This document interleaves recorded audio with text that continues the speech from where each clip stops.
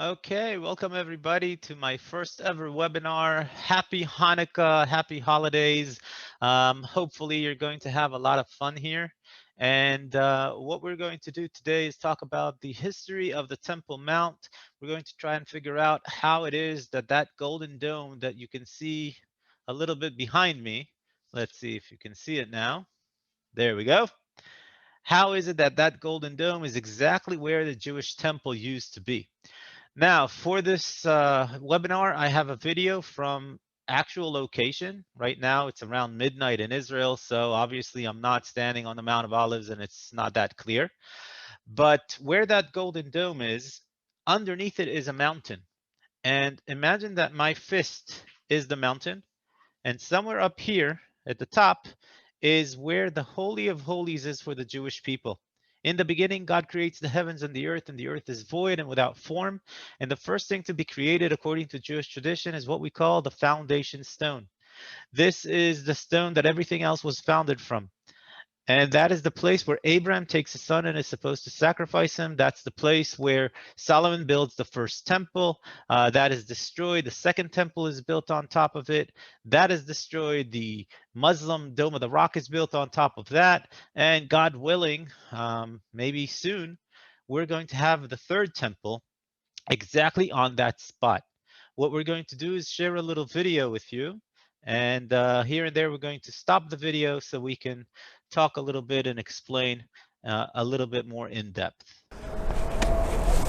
Hey everybody, super excited to be here. It's been almost 8 months since my last tour, and I haven't been to the Mount of Olives where I am right now this entire time. This is one of my favorite vistas. As we can see it, we can see the Golden Dome right behind me on top of the Temple Mount, and that is what we're going to be talking about today. We're going to try and figure out how it is that the holiest site for the Jewish people today holds the third holiest site for Islam in the world. So let's get started. The Golden Dome behind me is situated right above the spot where Abraham was commanded by God to go and sacrifice his own son, what we call the binding of Isaac. Since then, this has been the holiest site for the Jewish people. This is where the first temple is going to be built. This is where the second temple will be built, and God willing, perhaps in the very near future, if not maybe a little bit later, the third temple will be built exactly on that spot. Of course, it looked nothing like this. When King David conquers the city of Jerusalem, he buys the area just to the north from Arudan the Jebusite, and he builds the first altar for God. Not a temple yet, just a small altar to start doing God's work. His son Solomon is going to build the house of God, what we call the temple. Okay, now what I'd like to do is go to a drawing board here, and please forgive me because I am really not very artistic. So what we can see here is the Mount of Olives, and I'm going to just very quickly put a line on it so we know what we're talking about. This is where I'm standing, and I'm going to be taking a look towards the west. So I'm standing on the eastern side of the city of Jerusalem. This is the city of David, ancient Jerusalem. It's the lowest mountain in the area. We have what we call the Upper West Side right over here. In the Bible, it's referred to as the Western Hill. Later on, the rich people are going to be there, so I thought it appropriate to call it the Upper West Side. And of course, we have Mount Moriah, which will become the Temple Mount, and X marks the spot. This is where the temple that Solomon builds is going to be. And this is basically the layout of what you would have seen here 3,000 years ago when David conquers the city over here. We're going to go back to our video. That temple holds for about 400 plus years until the Babylonians come, besiege the city of Jerusalem, destroy its walls, and eventually destroy the temple that Solomon built. 50 years the Jews are going to be now in exile in Babylon, and then they return to this area. The Persians allow them to return to this area, and they are going to rebuild the temple. But it's going to be in stages. The poor people are the first ones to come. They don't have a lot of money. They can't build a fancy temple. So just like King David a few hundred years earlier, they build a small altar to start doing God's work precisely where the temple used to be. The more money they have, the fancier the temple gets. And at some point, the Bible tells us in the book of Ezra and Nehemiah that they have built a temple that resembles the time of King Solomon.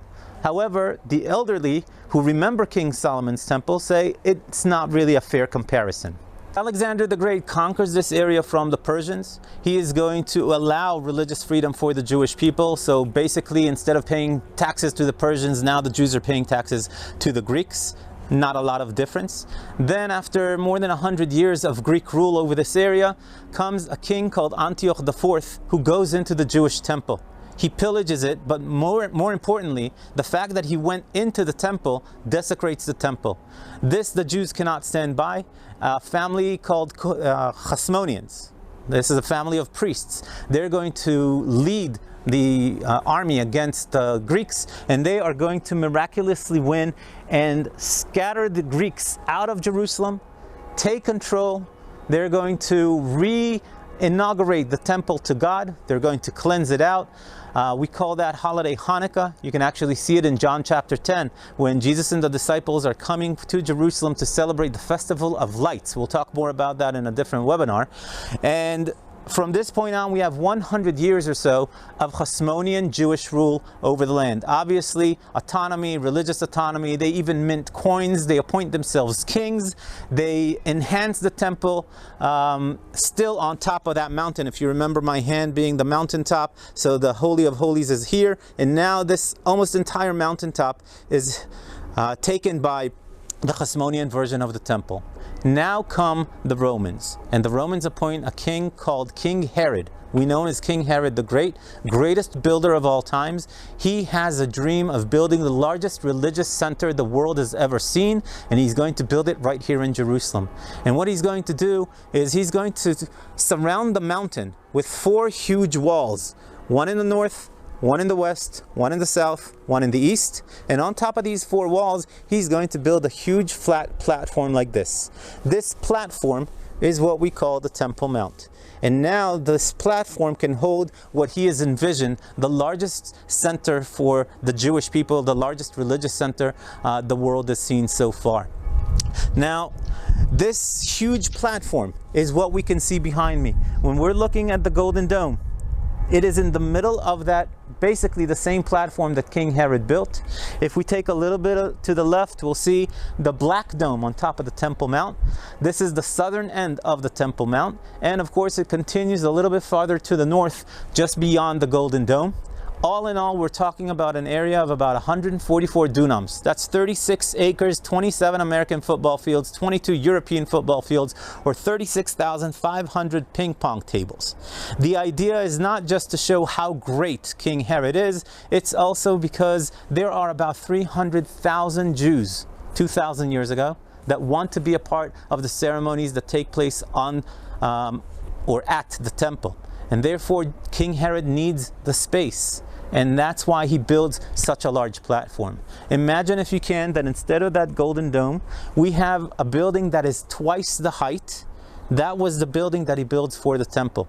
Hopefully we'll get a diagram or a picture to give us a little bit more of an actual understanding of what that temple looked like. It doesn't hold very long, but that was enough for Jesus to see that version of the temple. And when Jesus and the disciples come to the city and they see this building, one of the first things that the disciples ask Jesus is, "Lord, how did they build this?" Of course, the reply of Jesus is that all of it doesn't matter how they built it, and it really looks amazing, but it's all going to be destroyed anyway. Now, this temple that King Herod built doesn't hold very long, unfortunately. We have another rebellion of the Jews against the Romans, and around the year 70 AD, the Romans are going to destroy the temple. And from that point, the Jewish people have no temple. For the next 600 years, nothing is built on the Temple Mount. At least we don't really have evidence. There are rumors about pagan altars that were built there for Zeus, maybe Venus. We haven't really had the opportunity to do an archaeological dig, so we don't really know exactly what's underneath. However, 600 years after the destruction, we are into the Muslim period. And the Muslims decide to build another building on top of the destroyed platform. The Romans, by the way, did a marvelous job. They pushed down the stones, destroying the temple, burnt it down, and there was almost nothing around here. But there were still a lot of the outside perimeter walls. The retaining walls were still there. We'll get closer a little bit later to see some of the original retaining walls of the Temple Mount. And they had to fix these retaining walls in order to rebuild the platform. And now today, that platform is basically the same height as it was 2,000 years ago.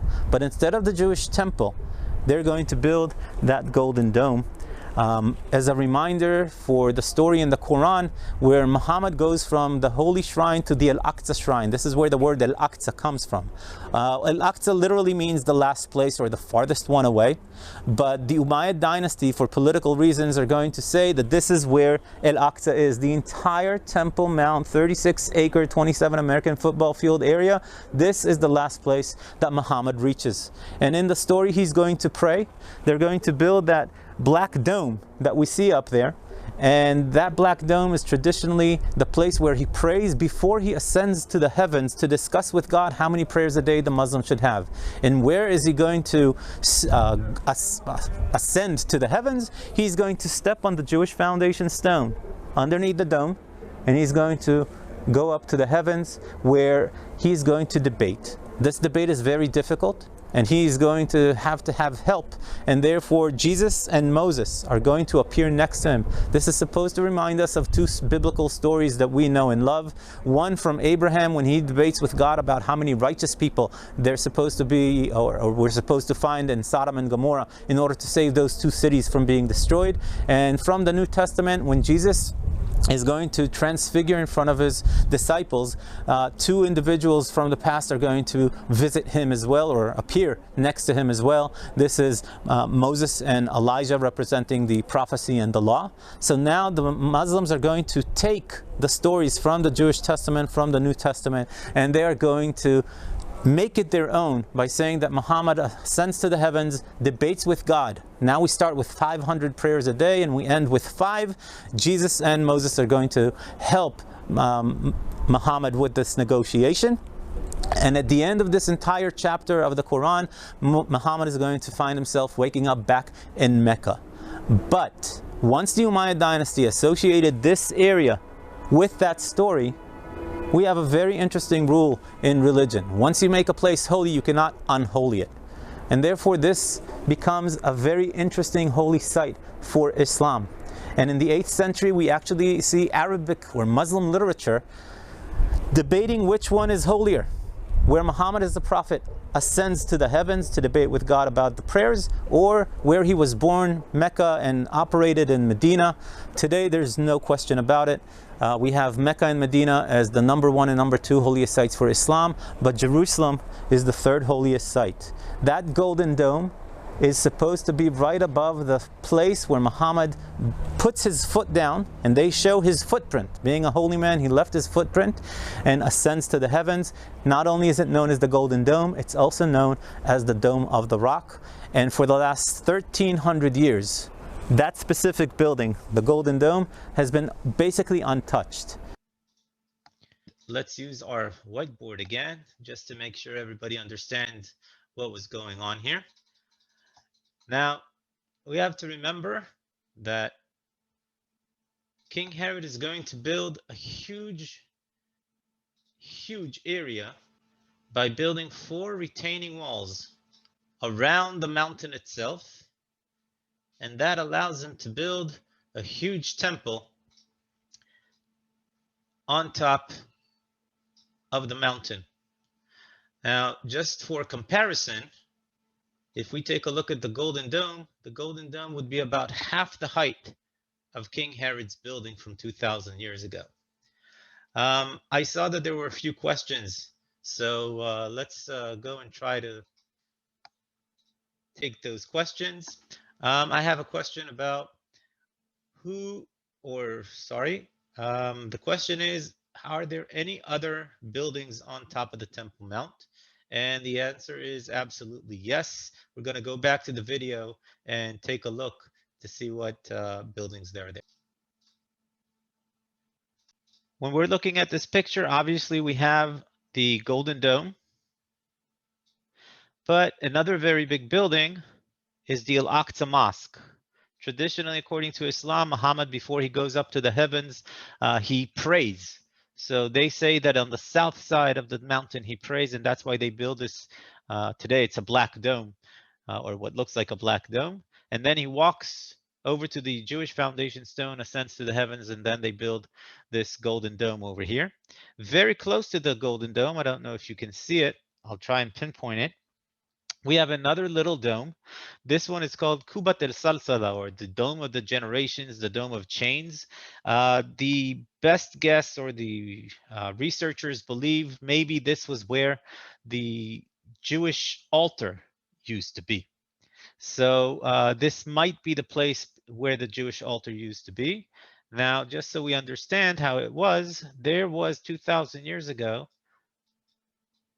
an area here surrounded by a fence, about knee-high fence, not that big, and everywhere else, over on this side and over on this side, this was an area where non-Jews and Jews, men, women, and children were allowed in.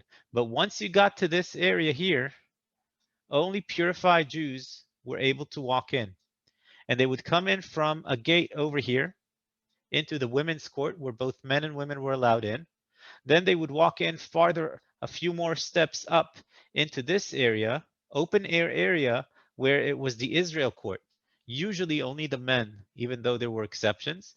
And then in that area, we have where this little dome is, we had the altar where the Kohanim and the Levites were supposed to be in, giving the sacrifices. Almost 24 hours a day, 7 days a week, even on Shabbat, there were sacrifices being given. And then the temple of God would have been somewhere over here. Only the Kohanim would walk into that building. And it was divided into 3 rooms. The last room, all the way to the west, was a relatively small room, which is the Holy of Holies. And that is the place where only the high priest, the high Kohen, was allowed in. Only once a year during the Day of Atonement, where he asks forgiveness from God for all of the sins that the Jewish people did that year. And hopefully, when everything goes well, he comes out alive. Now, aside from these 2 big buildings, there are 98 more. All in all, there are 100 buildings on top of the Temple Mount. Underground here, there is another mosque, another area where Muslims can walk underneath the platform and go into what is now known as Solomon's Stables Mosque. It has nothing to do with King Solomon. That's just a traditional name. There is a school for boys in the northern area, somewhere over here. There used to be a museum for Islamic artifacts up here. And that brings us to the next question, which is, are we allowed on top of the Temple Mount? So theoretically, yes, people are allowed on the Temple Mount. Muslims and non-Muslims are allowed on the Temple Mount. They are allowed Sunday through Thursday in between the Muslim prayer hours of the morning and afternoon. Friday and Saturday, only Muslims go in. Now, in modern day times, 2020, while we are allowed up to the Temple Mount, we are not allowed into the buildings themselves. This is only for the Muslims nowadays. It wasn't always like this. This is a decision that was taken about 20 years ago by the Mufti. He is the guy who's in charge of all the Muslim holy sites on the Temple Mount, and he's the one that decides whether or not we are allowed up on top of the mountain and into the building.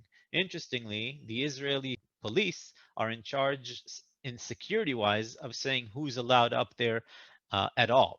So we could come to a point where the Israeli police do not allow men under 40, Muslim males under 40 on top of the Temple Mount because they're more likely maybe to instigate violence or something like this. But we are allowed, in theory, on top of the Temple Mount to walk around the buildings, even take some pictures here and there. Another question that we have here is about mikvahs. Now, the word mikvah in Hebrew, for those of you who don't know what mikvah is, it is a purifying bath or a ritually cleansing bath. And Jews would go into a ritual bath on different occasions. For example, when you exit a cemetery, you have to ritually bathe yourself. Once a month for women, you must ritually bathe yourselves.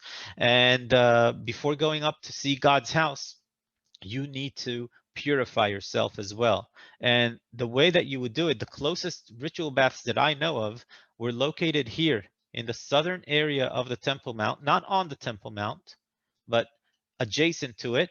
Also on the southeastern side, or sorry, on the western side, we find in this area more than 50 ritual baths that the people would be able to use before walking up to the Temple Mount. Um, there are ritual baths outside the city for the pilgrims who are making their way. And that way, when they come in, they're already purified. And the rich people actually have private ritual baths in their homes, um, which is obviously something very useful and easy for them to use. Now, as long as we're looking at this picture, we can also see right here the Church of the Holy Sepulchre. These two black gray domes. This is where Jesus traditionally dies, is crucified, dies on the cross, and is buried and resurrected. The Christians in the 4th century take control over the land of Israel, and they don't build anything on the Temple Mount, even though this is the holiest place for the Jewish people. One of the prophecies of Jesus was that the temple would be destroyed. And as long as the temple is in its destruction, the Christians of the time were able to debate with Jews about the validity of the prophecies of Jesus, and they would say, "Look, the temple is destroyed. This is what it says in the New Testament. Obviously, the prophecy is true." Um, so they move about 200 yards this way, and this becomes the center of religion in the Christian time. Well, folks, that's about it for today. This is going to be the first of what I hope are many webinars. So it was great having you. Hope to see you again and again and again. And happy holidays.